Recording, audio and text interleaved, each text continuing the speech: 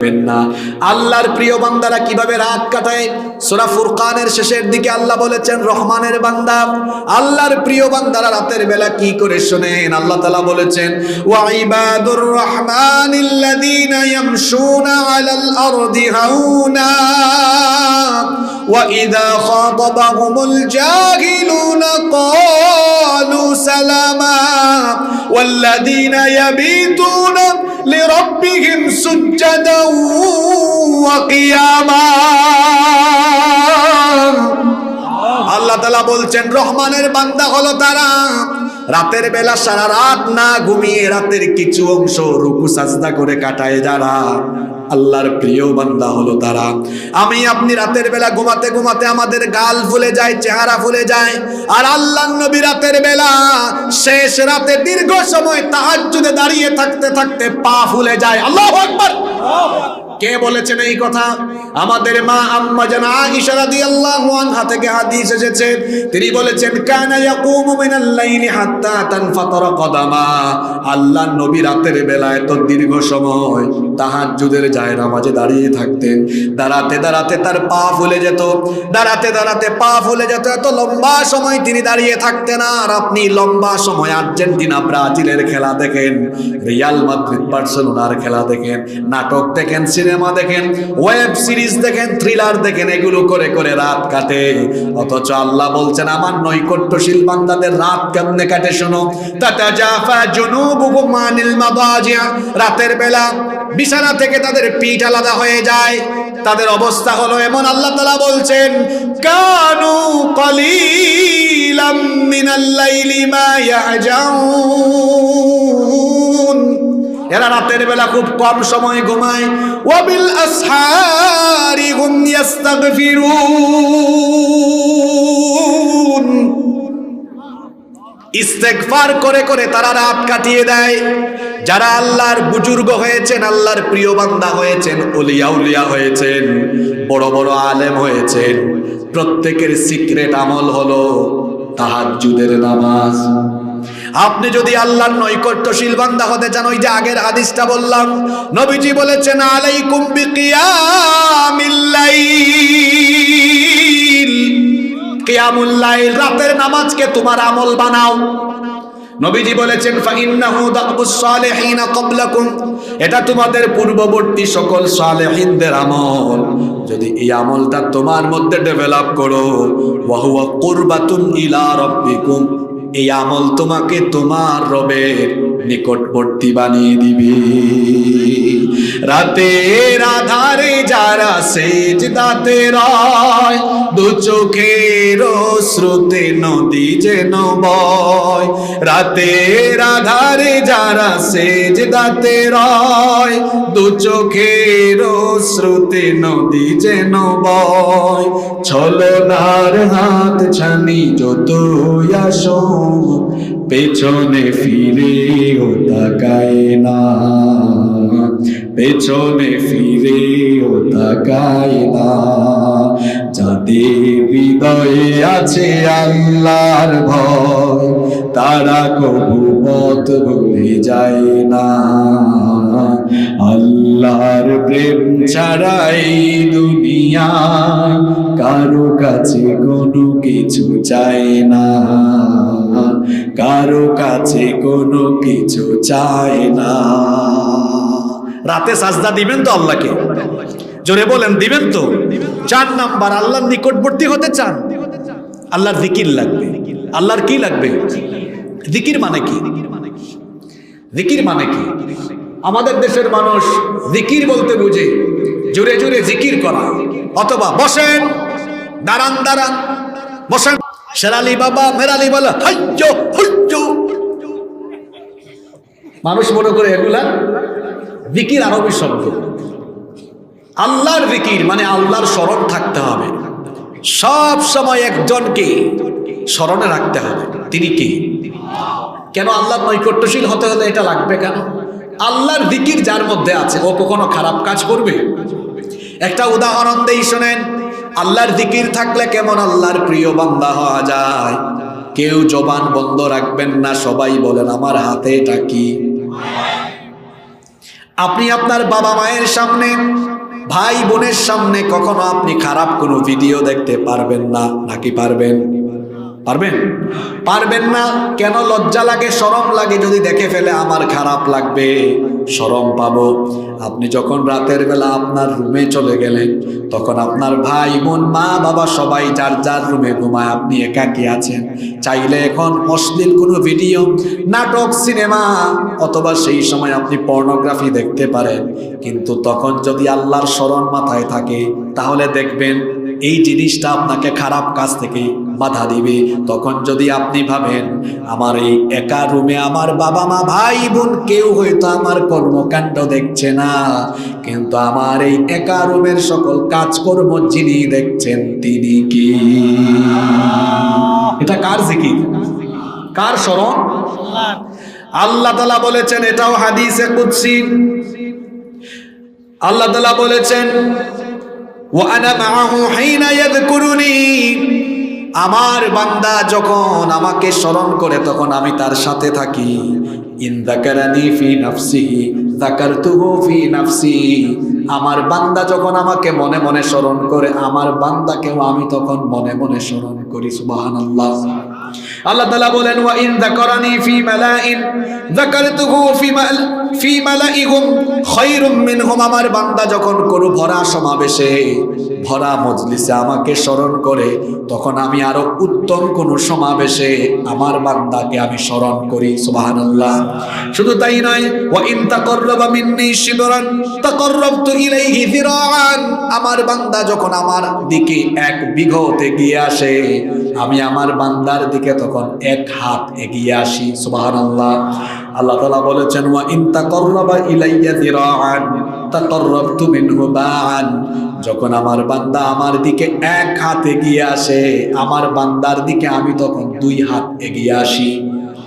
ওয়া ইন আতানি ইয়ামশি আতাইতুহু হারওয়ালা, নবীজি বলেছেন আমার বান্দা যখন আমার দিকে হেঁটে হেঁটে আসে, আমি আমার বান্দার দিকে তখন দৌড়ে দৌড়ে আসি। আল্লাহ তাআলা বলেছেন বান্দা তুমি আমার জিকির করো, আমিও তোমার জিকির করব।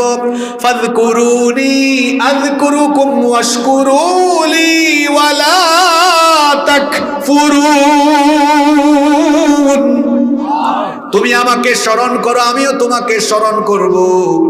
আপনি যদি আল্লাহর জিকির নিজের মধ্যে ডেভেলপ করেন, সকল গুনাহ থেকে আপনাকে যিনি বাঁচিয়ে দিবেন তিনি কি?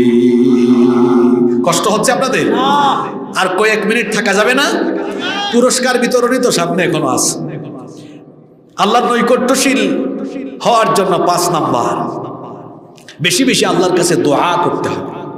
জোরে বলেন তো কি করতে হবে? আল্লাহকে ডাকলে, আল্লাহর কাছে চাইলে আল্লাহ কি ডাকে সাড়া দেন না? দিবেন কি না? সন্দেহ আছে আপনাদের? ইউনূস নবী তো ডাক দিয়েছিলেন কোথায়? মাছের 3 অন্ধকারে পড়েছেন। জোরে বলেন কয়টা অন্ধকার? রাতের বেলা সাগরে পড়ে গিয়েছিলেন। একটা অন্ধকার হলো রাতের অন্ধকার, 2 নাম্বার অন্ধকার হলো সাগরের তলদেশের অন্ধকার, 3 নাম্বার অন্ধকার হলো মাছের পেটের ভেতরের অন্ধকার।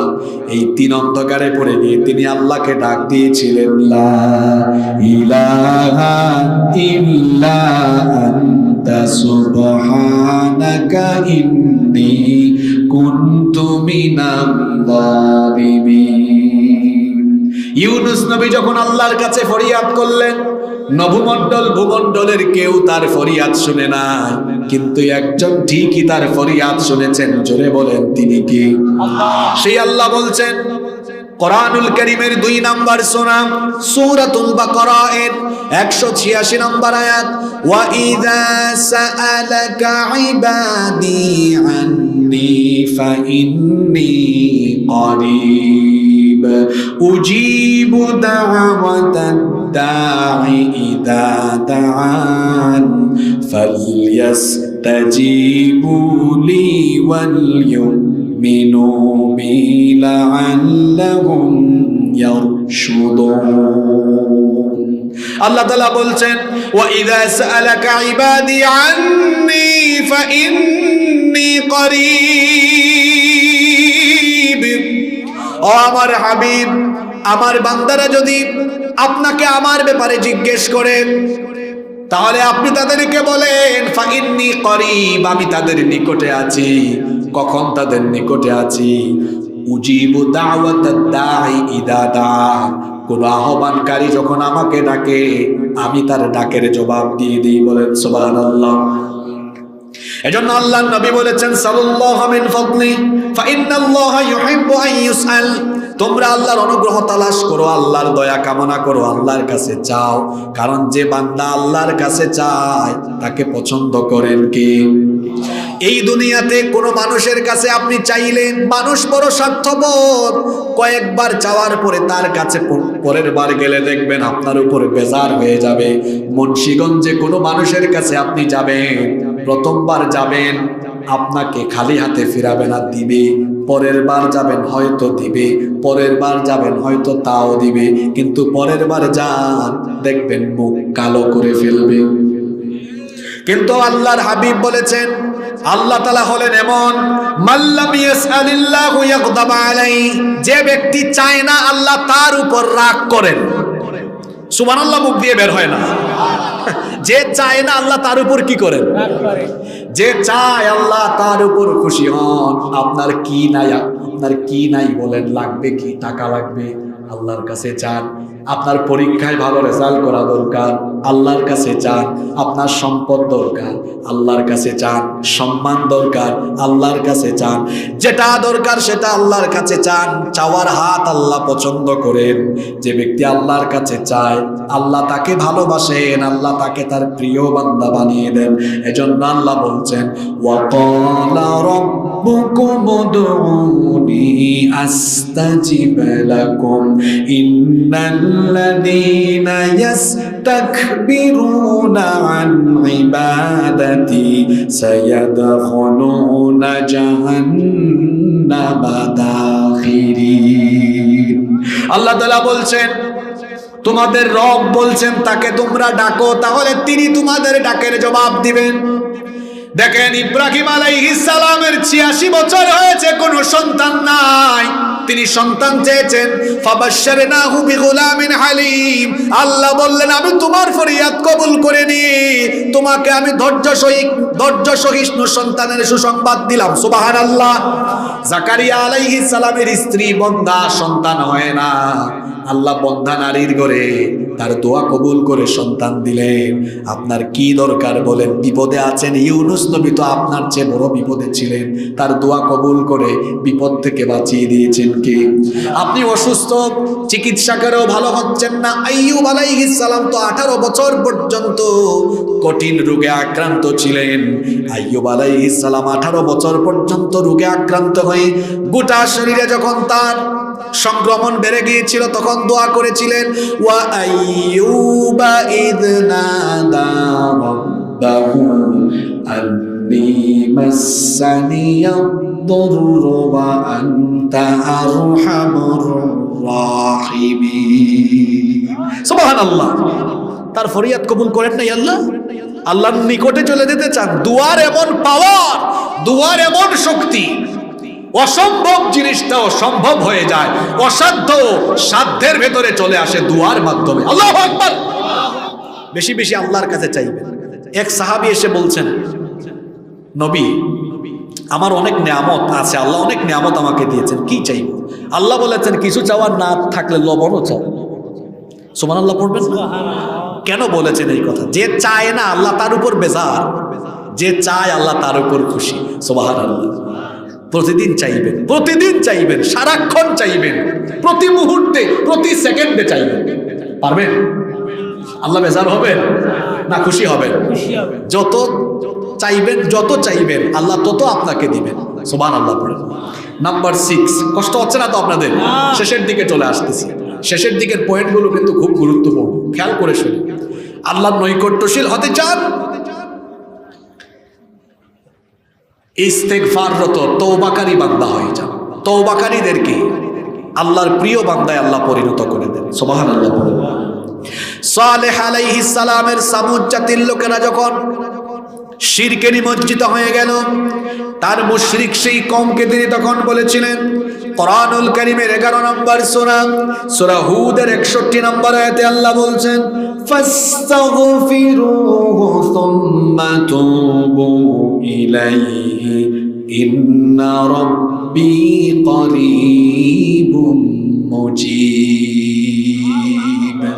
আল্লাহ তাআলা বলছেন সালেহ তার উম্মতকে বলেছিল ফাস্তাগফিরুহু সুম্মা তুবু ইলাইহি, তোমরা আল্লাহর কাছে ইস্তেগফার করো অতঃপর তওবা করো। যদি তওবা করো ইন্না রাব্বী করিব, নিশ্চয়ই তোমার রব করিব, নিকটবর্তী, তওবাকারীদের অতি নিকটে, মুজিব, তিনি হচ্ছেন সারাদানকারী, তওবা করলেই যিনি সাড়া দিবে। জোরে বলেন তিনি কে? আরো জোরে বলেন তিনি কে? আজকে আপনাদেরকে এমন একটা আয়াত শোনাই, হয়তো এই আয়াত বেশিরভাগ মানুষ আপনারা অনেকে শুনেন নাই। এই আয়াতটা আমি যখন তিলাওয়াত করি আমার নিজের মধ্যেও এক ধরনের উৎসাহ, উদ্দীপনা, অনুপ্রেরণা কাজ করে। আপনারা কি সবাই আল্লাহর আযাব, গজব আর বিপদ থেকে বাঁচতে চান নাকি? সারাক্ষণ আপনি হেফাজতে থাকবেন, কোনো বালা মুসিবত আপনাকে স্পর্শ করবে না। আল্লাহর কোরআন থেকে একটা আমল শিখে যান। কোরআনুল কারীমের 8 নম্বর সূরা সূরাতুল আনফালের 33 নম্বর আয়াতে আল্লাহ বলছেন ওয়া মা কানাল্লাহু মুআযিবাহুম ওয়া হুম ইস্তাগফিরুন।